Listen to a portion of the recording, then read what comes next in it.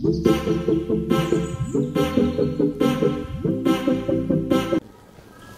दोस्तों, मैं अमरदीप कादियान। नमस्ते, प्रणाम, सलाम वालेकुम, सत श्री अकाल, जय मसीह, राम राम जी, जय माता जी। दोस्तों, आपका स्वागत है मेरे यूट्यूब चैनल डिसेंट एडवाइस में। दोस्तों, आज हम बात करेंगे जैसे कि मोरेटोरियम के रिगार्डिंग माननीय सुप्रीम कोर्ट में केस गया हुआ था। आपको पता है इस महीने 3 तारीख, पहले ही 3 तारीख लग चुकी है इस केस में। जो लास्ट तारीख थी वो 19 नवंबर को लगी थी और 19 नवंबर में माननीय सुप्रीम कोर्ट में बहस हुई थी इस विषय पे। सभी पार्टियों के सुना गया था, सभी पार्टियों के पक्ष को माननीय सुप्रीम कोर्ट के द्वारा, और माननीय सुप्रीम कोर्ट में 1 वीक का टाइम दे दिया गया था, 1 हफ्ते का टाइम दे दिया गया था इनको, सभी पार्टियों को कि आप एक शॉर्ट नोटिस आपको दिया जा रहा है। आप अपना जो भी सामान्य बोलचाल की भाषा में अगर हम बात करें, क्योंकि ये केस लंबा खिंचता जा रहा है और माननीय सुप्रीम कोर्ट में भी जो न्यायाधीश होते हैं उनको न्यायमूर्ति बोलते हैं। वो हमारे माननीय न्यायाधीश जो हैं मिस्टर अशोक भूषण जी, उनकी बेंच के द्वारा ये केस देखा जा रहा है, इस पे डिसीजन आएगा। ये क्योंकि लंबा खिंचता जा रहा था, इसीलिए माननीय सुप्रीम कोर्ट ने केंद्र सरकार, रिजर्व बैंक और जितनी भी अन्य पार्टियां हैं जिन्होंने मोरेटोरियम के रिगार्डिंग केस कर रखा है, उनको एक शॉर्ट नोटिस पेश करने के लिए, मतलब उनको अपनी जो भी उनका पक्ष है वो पूरा रिटर्न में लाने के लिए वो एक टाइम दिया था 1 हफ्ते का, जो कि आज पूरा हो गया है। उसमें हमारे देश में क्या है कि 15 अलग अलग सेगमेंट के लोग हैं जिन्होंने मोरेटोरियम के रिगार्डिंग केस किया हुआ है। अलग अलग वेलफेयर एसोसिएशन है जिन्होंने किया हुआ है, जैसे कि शॉप वाले, टूर एंड टूरिज्म वाले, और अलग अलग तरह के बहुत से हैं। टोटल मिला के वो 15 हैं जिन्होंने मोरेटोरियम को एक्सटेंड करने के लिए माननीय सुप्रीम कोर्ट में केस किया हुआ है। अब उन सब की वजह, सबकी तरफ से अपना एक एफिडेविट पेश कर दिया गया है। इन 7 दिनों के अंदर आज सबके एडमिट हो चुके हैं। जो आरबीआई की तरफ से किया गया है उसमें तो ये बोला गया है कि हम मैक्सिमम मोरेटोरियम दे चुके हैं, आज की डेट में हम और मोरेटोरियम नहीं दे सकते और एनपीए से रोक हटा ली जाए। माननीय सुप्रीम कोर्ट को यह बोला गया है, उनके द्वारा अरदास की गई है कि इसको हटा लिया जाए ताकि हम लोगों से अपना पैसा रिकवर कर सके। और जो ये 15 और अलग अलग आदमियों ने केस किए हुए हैं, उन्होंने ये लिख के दिया है कि हमें मोरेटोरियम चाहिए, कम से कम 2 साल के लिए मोरेटोरियम चाहिए। क्या कारण है? क्योंकि लोगों के काम धंधे, बिजनेस, व्यापार लगभग ठप हो चुके हैं। 20, 30, 40, 50% से ज्यादा किसी का काम ही नहीं चल रहा। 50% भी चल रहा है तो मैक्सिमम चल रहा है, और लोगों के काम धंधे, व्यापार तो ठप है। यही लोगों की जॉब जा चुकी है, करोड़ों आदमियों की जिनकी है वो 50% से भी कम सैलरी पे काम कर रहे हैं, तो वो किस्त पे नहीं कर पा रहे हैं, तो उन्हें कम से कम एटलीस्ट 2 साल का मोरेटोरियम चाहिए। वो डिमांड कर रहे हैं माननीय सुप्रीम कोर्ट के 2 साल का हमें मोरेटोरियम और दिलवा दिया जाए। रिजर्व बैंक और केंद्र सरकार को आदेश दिया जाए कि 2 साल का मोरेटोरियम को बढ़ा दिया जाए। उन्होंने एक दलील यह भी पेश की है कि दुनिया के बहुत से देशों ने 2 साल का मोरेटोरियम एक्सटेंड भी कर दिया है।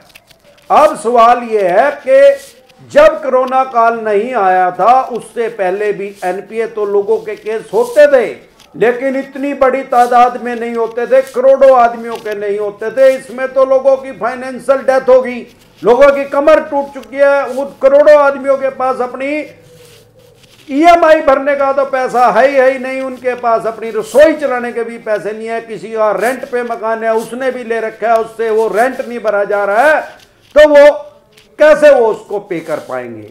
अब क्योंकि भारत सरकार ने ही तो देश बंद किया था, सारा देश किसके आदेश से बंद हुआ? भारत सरकार के आदेश से। तो जो लोगों की अर्थव्यवस्था की कमर टूटी है और सारे देश की जीडीपी भी 23.9 नीचे चली गई है, तो वो देश बंद होने की वजह से गई। वो एक वैश्विक समस्या थी कि भाई कोरोना ना बढ़े, हालांकि कोरोना तो बढ़ ही रहा है, वो रुका तो है नहीं। पर फिर भी एक सरकार के द्वारा एक कोशिश की गई। अब जब सरकार के द्वारा कोशिश की गई, उस कोशिश की वजह से करोड़ों आदमियों की कमर टूट गई है, तो सरकार को उनको बचाना भी चाहिए।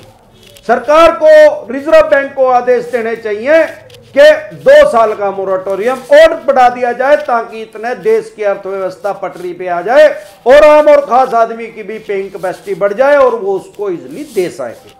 अब आज तक तो माननीय सुप्रीम कोर्ट में सबके तरफ से हल्फनामा दायर हो गया, अपना अपना पक्ष सबने रख दिया है।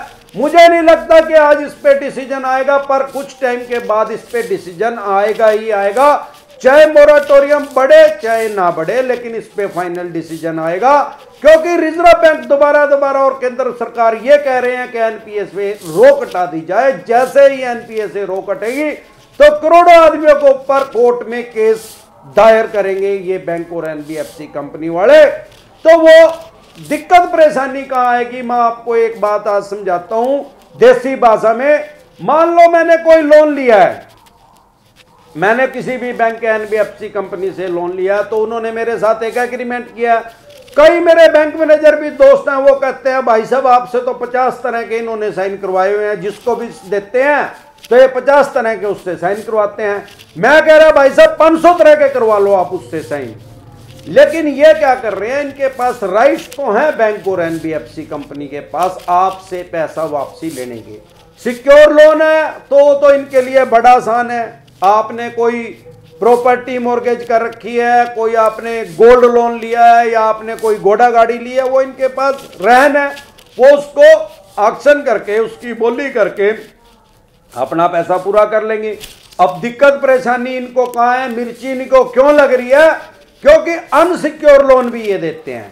अनसिक्योर लोन में किसी चीज की ऑक्शन किस चीज की करेंगे, इनके पास राइट्स तो हैं उसमें भी। अगर इन्होंने आपसे चेक ले रखा है 138 नेगोशिएबल में, आपका एक केस रजिस्टर्ड करवा सकते हैं, उसमें माननीय कोर्ट के द्वारा 2 साल तक की जेल भी हो सकती है। ये जरूरी है कि 2 की होगी, 3 महीने की, 6 महीने की, साल की, 2 साल की, या 100% तक जुर्माना हो सकता है।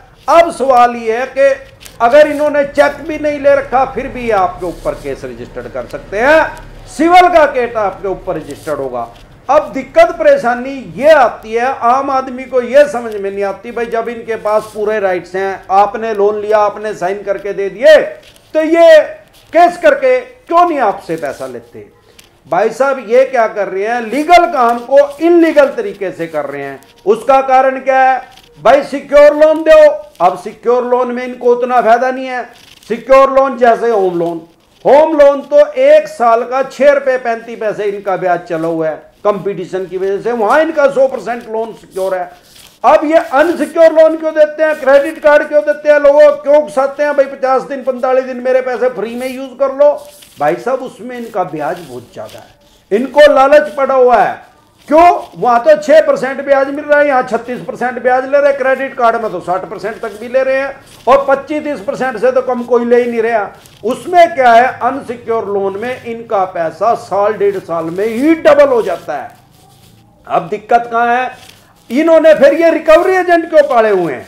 अब सवाल ये आता है, भाई जब इनके पास पूरे राइट्स हैं आपसे पैसे लेने के, तो जाके कोर्ट में ले लो। अब इनको ये पता है हमारे देश में कोर्ट बहुत कम है, पॉपुलेशन बहुत ज्यादा है, तो किसी भी कोर्ट में ये केस करेंगे तो 4-5 साल इनको लगने ही लगने हैं। मेट्रो सिटी होगी तो मेरे देखने में 8-9 साल भी लग जाते हैं।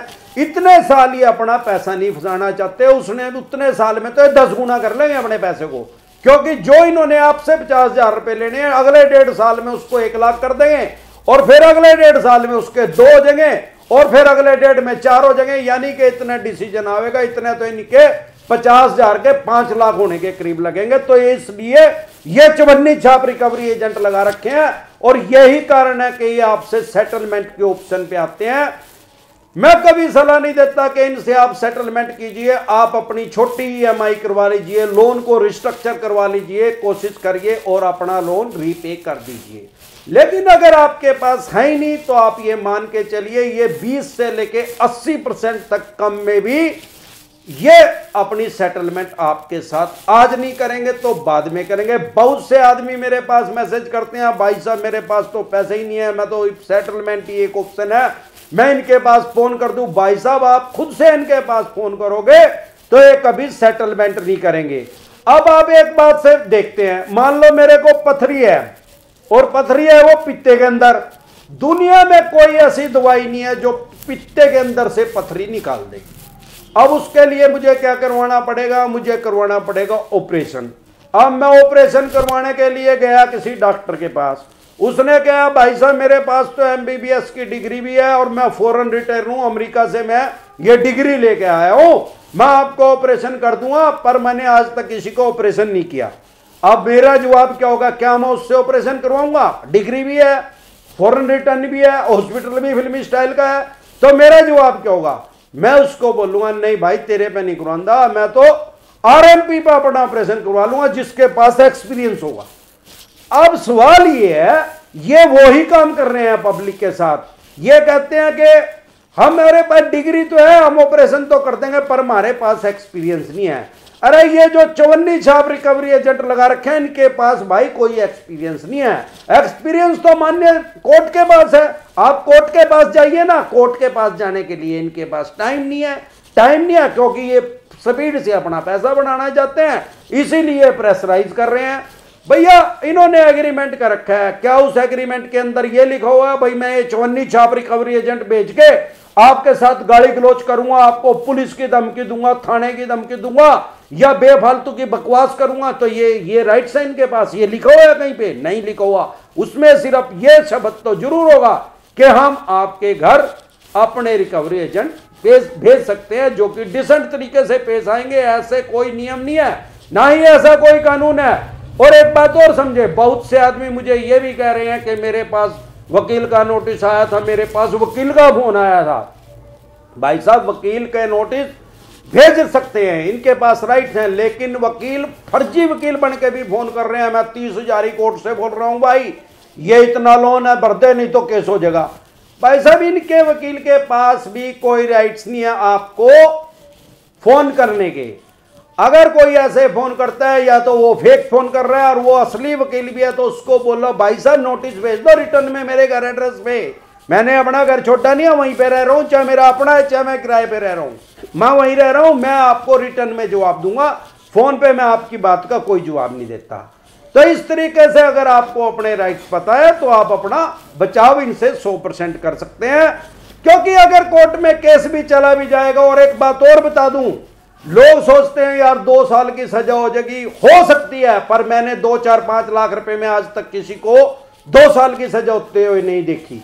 अगर भगवान ना करे, क्योंकि राइट्स हैं, कोर्ट मान्य कोर्ट के आदेश के द्वारा हो भी सकती है, मान लो हो भी गई, तो आपको कानून का पता होना चाहिए कि अगर किसी भी आदमी को 2 वर्ष की सजा हो जाती है किसी भी केस में, 3 वर्ष तक अगर किसी भी केस में सजा हो जाती है, तो उस आदमी को जमानत मिलने के पूरे राइट्स हैं, उसको जेल में जाने की जरूरत नहीं है, उसको वहीं स्थानीय सेशन कोर्ट से उसको जमानत मिल जाती है, और वो 100% जमानत मिलते हुए मैंने देखा है। तो आपको मानसिक परेशानी लेने की जरूरत नहीं है, फिर आप अगली कोर्ट में चले जाएंगे। यही कारण है कि आम आदमी को तो इस कानून का पता नहीं है, लेकिन जो ये बैंक और एनबीएफसी कंपनी है इनको बड़े अच्छे से पता है कि 5-7 साल तो वैसे ही लगेंगे और इसको सजा होनी नहीं। अगर हो भी गई तो ये जमानत ले लेगा, फिर अगली कोर्ट में जाएगा, फिर अगली में जाएगा। दीवानी के मुकदमे हैं भाई साहब 35 साल तक चल जाते हैं हमारे देश में, 30-35 साल तक आराम से। अगर आज आपकी उम्र 25-30 साल है और जिसने लोन दिया वो भी कोई भगवान थोड़ी है यार, वो 1000 साल तक यहाँ थोड़ी रहेगा, वो भी 40-50 साल का तो होगा, वो भी हरिद्वार चला जाएगा। अगर हिंदू होगा तो आप भी चले जाओगे, ले ले भाई पैसे किस पता लगेगा। ये कारण है कि इनके पैसे फंस जाते हैं। उस पैसे को बचाने के लिए ये चवन्नी छाप रिकवरी एजेंट लोगों के पीछे लगाते हैं, जो कि 99 चवन्नी छाप रिकवरी एजेंट बेफालतू की बकवास करते हैं। आप इनसे ना डरिए। इनको अगर आपसे गाली गलौज करते हैं, दुर्व्यवहार करते हैं, तो आप इनकी फुल बॉडी मसाज कर दीजिए, इनकी दुकान को लाल कर दीजिए, ताकि ये तशरीफ रखने से भी तरसे। आज के लिए बस इतना ही, कल फिर मिलते हैं एक नए टॉपिक के साथ। तब तक के लिए आप मेरे चैनल पे अपना प्यार और आशीर्वाद बनाए रखें। वीडियो अच्छी लगी हो तो प्लीज लाइक करें, शेयर करें, सब्सक्राइब करें और बेल आइकन का बटन दबाना ना भूलें। नमस्कार।